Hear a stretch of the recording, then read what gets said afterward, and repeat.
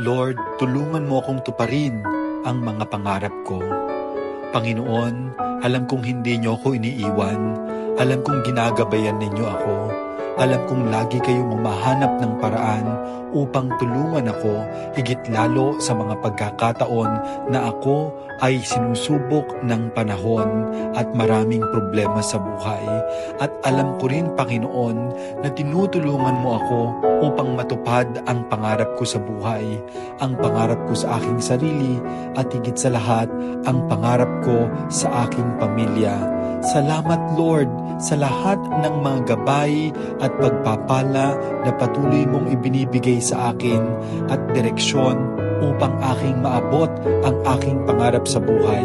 Alam ko na hindi mo ako pinababayaan. Alam ko na lagi mo akong ginagabayan. At alam ko na lagi kang nandyan upang